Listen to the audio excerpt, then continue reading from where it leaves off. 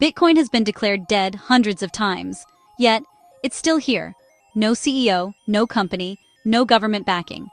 So what actually keeps Bitcoin alive? Let's explain this simply. Bitcoin doesn't run on one server or one company. It runs on thousands of computers called nodes all around the world. If one goes offline, nothing happens. If 10 go offline, nothing happens. Even if a whole country bans Bitcoin, it keeps running elsewhere. There's no central switch to turn it off. That's the first reason Bitcoin hasn't failed. Bitcoin works because people are rewarded for supporting it. Miners earn Bitcoin for securing the network. Node operators verify rules they agree with.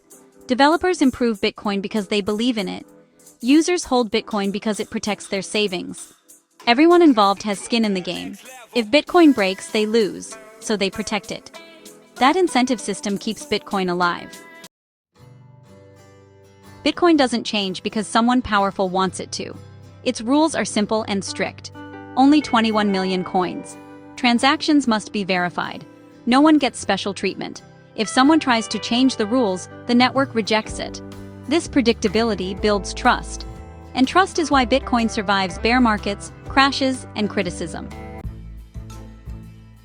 Bitcoin doesn't sleep, it works. On weekends, during holidays, across borders, without permission.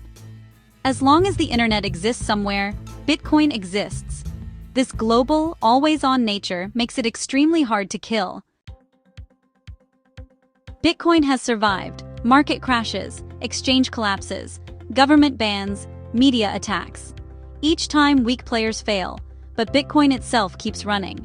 Instead of breaking Bitcoin, crises test and strengthen it.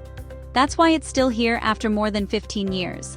Bitcoin isn't alive because it's popular. It's alive because it's decentralized, incentive-driven, rule-based, global. That's why Bitcoin hasn't failed, and that's why people still believe in it.